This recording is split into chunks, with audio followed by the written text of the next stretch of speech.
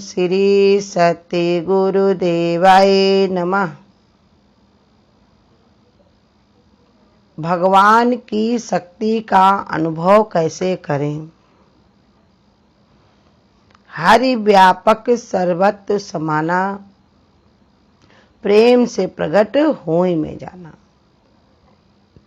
परमात्मा हर जगह मौजूद है, दिखाई कब तक नहीं पड़ता है?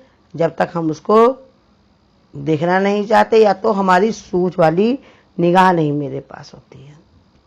सूरदास तो हमेशा कहते थे जिनके पास ये बाहर की आंखें नहीं थी, उन्हें अंतर की आंखें अपनी खोल ली थी। कैसे? भगवान की भक्ति करके।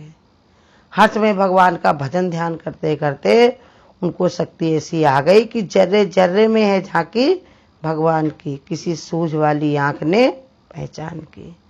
जब हुई आंखें बंद तो मिला पूरा परमानंद, देखी झूम झूम झांकियां जहान की। संसार में जितनी भी चीजें हैं, जो भी है, वो सब क्या है? भगवान ने बनाया है, और भगवान ही उसमें विद्यमान है, और भगवान के अलावा दूसरा और कुछ है ही नहीं। संत महात्मा लोग कहते हैं हमेशा 3 बातों को याद करना चाहिए। कैसे? यह जो कुछ भी है सो परमात्मा का ही स्वरूप है। स्वरूप माने भगवान का ही रूप है। भगवान का रूप माने भगवान ही है। हम नहीं जान पाते क्योंकि हमारे अंदर इच्छा दोष भरा हुआ है। कहीं पर हमारी इच्छा होती है, उसी कारण भगवान नहीं दिखता, क्योंकि वो हमको बड़ा आदर दे, सम्मान दे, मेरी बात सुने, हमारे ही चिपका रहे। जब ऐसा नहीं वो करता है अपने स्वभाव के कारण, क्योंकि सब स्वतंत्र हैं, सब अपना स्वभाव संस्कार अपने कर्म सब लेकर के आए, उसी के अनुसार सब चल रहे हैं। लेकिन वो जब ऐसे नहीं करते तो हमारा उनसे द्वेष बन जाता है। जो हमको हमेशा लिपटे चिपटे रहते हैं, मेरी वाहवाही करते रहते हैं, उनमें हमको मोह रहता है। भगवान है हर जगह, हर परमात्मा का ही स्वरूप है, लेकिन दिखता क्यों नहीं हमको? अपने लोभ और द्वेष के कारण, मोह के कारण, दोष के कारण। तो यही बता रहे भगवान की पहली बात ये है कि ये जो कुछ भी है सो परमात्मा का स्वरूप है, ऐसे समझना चाहिए। दूसरा क्या बता रहे कि ये मनुष्य जन्म सब जन्मों का अंतिम जन्म है। इस जन्म के बाद हम लोगों को दूसरा जन्म नहीं लेना पड़ेगा। ये मानव शरीर हम लोगों को भगवान की दया से मिला है। जब भगवान की ही हम हर समय अन्य विनय करेंगे, उसी की ही याद करेंगे, उसी का ही नाम और कीर्तन करेंगे, तो फिर भगवान कहते हैं हम लोगों पर इतनी भारी कृपा होगी भगवान की, तो हमारा कल्याण जरूर होगा। कल्याण होने में किसी प्रकार का संदेह नहीं है। ऐसा कभी नहीं मानना चाहिए कि हमारा कल्याण नहीं होगा। और तीसरा क्या बता रहे कि जो कुछ भी चेष्टाएं हो रही हैं सब भगवान की लीला हो रही है, ऐसा समझकर हम लोग लीला देखते हैं। जैसे गुरु बताते नहीं है कि जो वो था, सब लोग कहते हो कि भगवान नहीं दिखाई पड़ता, अखंड रामायण जो करवाई जाती है तो उसमें क्या होता है? दुनिया की कहानियां रहती, उसमें लड़ाई दंगा चोरी, लड़ाई और घर से निकाल देना, मोह ममता, सब कुछ दिखाया गया। सब कुछ उसमें राम का चरित्र में सब कुछ है। लेकिन जो पढ़ते हैं श्रद्धा से, प्रेम से, कहते हैं क्या चल रही है? अखंड रामायण, रामचरितमानस। तो ऐसे ही बता रहे कि संसार में जो भी हो रहा है सब भगवान की लीला हो रही है। हम अपनी इच्छाओं कामनाओं के कारण उसको सही से नहीं देखते हैं। इसी के कारण हमारा मन कहीं मान लेता, कहीं नहीं मानता। लेकिन भगवान के कहते हैं कि भगवान के अलावा दूसरा और कुछ है नहीं। ढूंढने से भगवान हर जगह विद्यमान है। एक दृष्टांत बता रहे कि एक महापुरुष थे, उन्हें परमात्मा की प्राप्ति हो गई थी। वे जहां निवास करते थे उस देश के राजा को भी परमात्मा की प्राप्ति हो गई थी। जो राजा महात्मा थे, जहां रहते थे, वहां के राजा थे, उनको भी परमात्मा की प्राप्ति हो गई थी। राजा को इतना आनंद हुआ कि वो आनंद उनको समाया नहीं। बहुत सारे लोग होते ना कि ज्ञान भी अगर उनको मिल जाए तो वो अपने ज्ञान को भी अपने अंदर रख नहीं पाते, वो तुरंत ही उसको दिखाने लगते, बताने लगते। लेकिन ज्ञान को बताया कि ज्ञान क्या है? जितना तुम्हारे अंतर मुक्ता में रहेगा उतना ही तुमको सुख देगा। जितना बाहर निकल गया तो भगवान ने कहा उतना ही ये फैलेगा, लेकिन भगवान ने बताया वो तुमको अंतर का सुख नहीं देगा। इसलिए भगवान ने कहा, देखो सत्संग में बताना इसलिए जरूरी होता है कि वो सब लोग इसी भावना से ही बैठे होते हैं कि हमको भी अपने गुरु की शरण मिले, हम भी अपना कल्याण करें, हमको भी ये ज्ञान समझ में आए, हम भी अपना जीवन को सहज बनाए, सरल बनाए। संग की बात नहीं, लेकिन कुछ लोगों को इतना ज्ञान जैसे हो जाता था, वो गली में, कूचे में, रिक्शे में जहाँ पाते हैं वहीं पर ही उसको बताने लगते, कहने लगते। ऐसे ये राजा जो थे, इनको इतना आनंद हुआ कि आनंद उनको समाया नहीं। राजा ने सोचा, क्या मेरे राज्य में कोई भी ऐसा महापुरुष है जिसे परमात्मा की प्राप्ति हो चुकी हो? इस बात की परीक्षा के लिए उन्होंने प्रत्येक व्यक्ति के घर में अपने दूत भेजकर पता लगवाना चाहा। राजा के दूत आकर के आते बताते कि यहाँ पर कोई भी किसी को भी प्राप्त नहीं है। राजा ने अपने दूतों को भेजा और कहा, तुम पूछ कर आओ कि अगर किसी को कोई अमूल्य वस्तु मिल जाए तो उसे क्या करना चाहिए। जवाब में किसी ने भय से कह दिया कि हमें नहीं मालूम। किसी ने कहा तिजोरी में रखना चाहिए, किसी ने कहा कि नंगी तलवार का पहरा बैठा देना चाहिए, किसी ने कहा किसी पर विश्वास नहीं करना चाहिए। इस प्रकार अपनी अपनी बुद्धि से सबने जवाब दिया। एक चना बेचने वाला था जिससे परमात्मा की प्राप्ति हो चुकी थी। उसने उत्तर दिया, यदि आपको अमूल्य वस्तु मिली है तो फिर आप हल्ला क्यों मचा रहे हो? डुग्गी पिटवाने से क्या लाभ? राजा ने सबका उत्तर पढ़ा, सबको रद्दी की टोकरी में डाल दिया, किंतु उस चना बेचने वाले का उत्तर पढ़कर राजा को अनुभव हुआ कि ये महापुरुष है। राजा की सवारी हो हाथी था, अतः राजा उसी पर बैठकर उसकी दुकान पर पहुंचा जा करके और हाथ जोड़ करके कहा कि आपकी बड़ी कृपा है। हाँ, राजा की उसकी दुकान पे जा करके पहुंचा तो वो बैठा हुआ था। प्रजा के नाते उसने हाथ जोड़कर राजा से कहा कि बताइए महाराज, आपकी क्या जरूरत है? मैं तो चना बेचता हूँ, आदेश दे तो चना का खाली बोरा पड़ा है, उसे आपके लिए मैं बिछा दूं। मेरे पास आपके स्वागत के लिए बस यही है, कोई कम्बल भी नहीं है, फिर दुसाला भी नहीं है। इतना कहकर बोरा बिछा दिया। राजा उस पर बैठकर बोला कि तुम्हारे बोरे पर बैठकर मुझे जो गौरव और प्रशंसा हो रही है वो गद्दी पर बैठकर भी नहीं, उस पर तो सदा मैं बैठता हूँ। मैंने जो प्रश्न सबसे पूछा था उसका उत्तर क्या तुमने भी दिया था कि अमूल वस्तु मिल गई हो तो हल्ला क्यों मचाते हो? हाँ हुजूर। उसने कहा, हाँ हुजूर, मैंने दिया था। अगर कोई अपराध हुआ तो माफ करें। राजा ने कहा, अपराध की तो कोई बात नहीं, बल्कि तुम्हारे उत्तर में तो मुझे संतोष हुआ है, ऐसा किसी के उत्तर से नहीं हुआ। तुमने बहुत ठीक बात कही, मुझे सावधान कर दिया, सचेत कर दिया।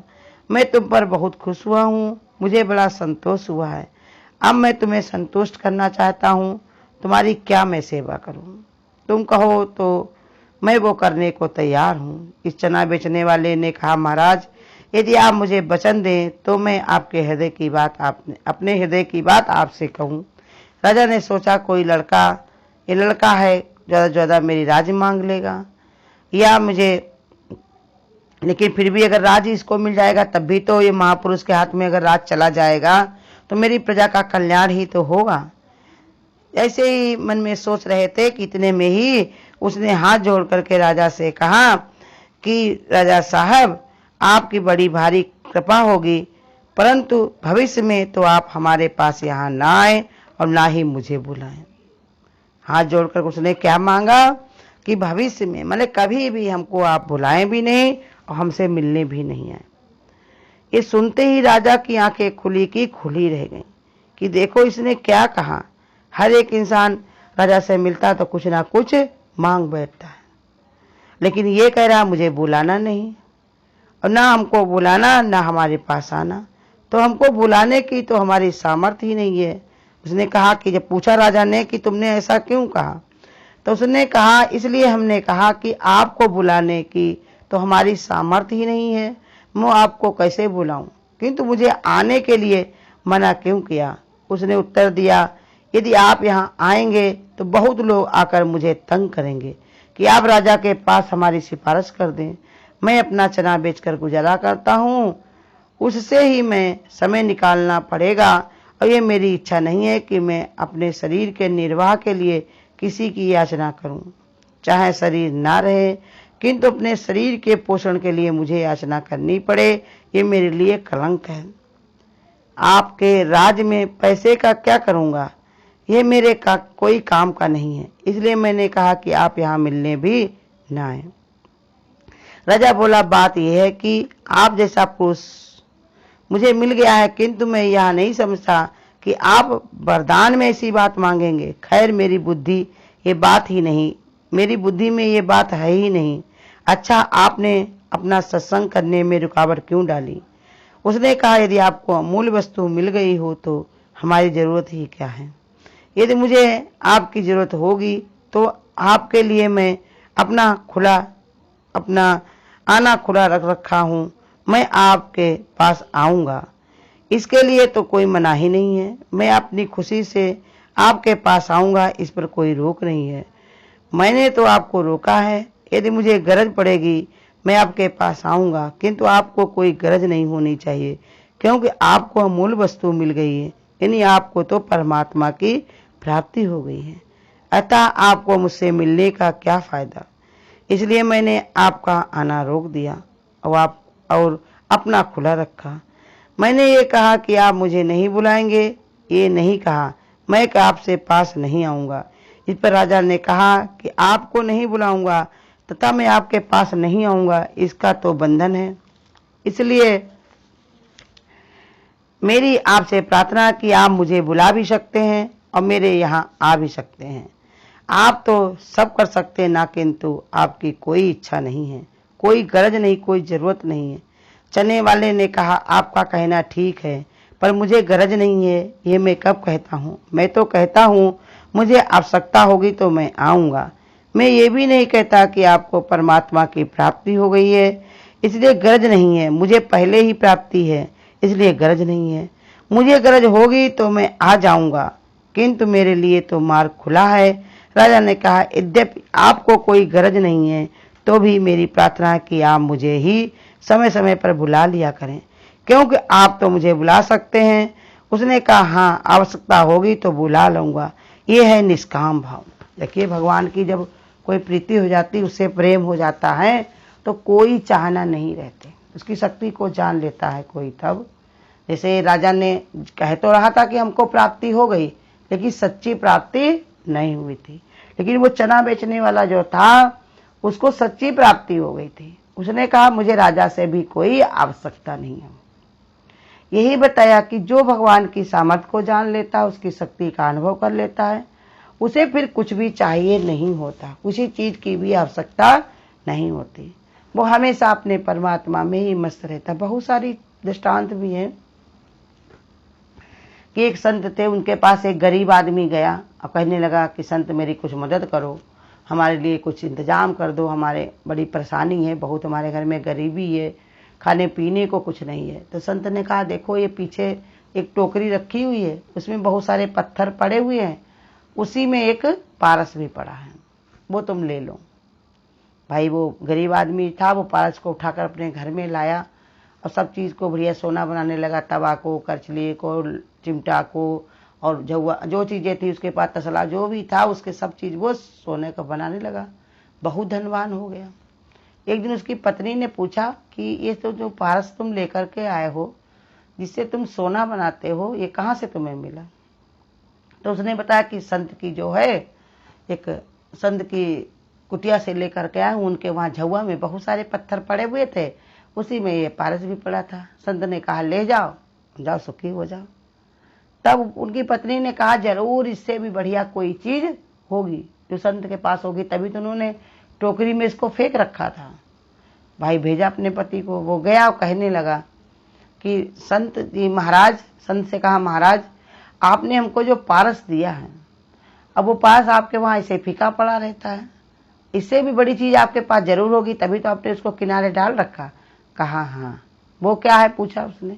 कहा, वो है कि पारस को बनाने वाला मेरे पास है, पारस मणि को बनाने वाला मेरे पास है, इसलिए हमको इसकी भी आवश्यकता नहीं।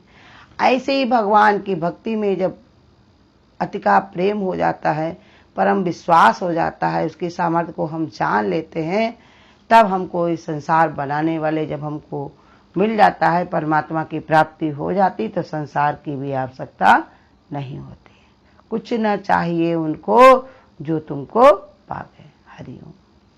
अगर आपको आज की वीडियो अच्छी लगी हो तो वीडियो को लाइक और शेयर करना ना भूलें। आगे की वीडियोस देखने के लिए चैनल को सब्सक्राइब करें और नोटिफिकेशन बेल को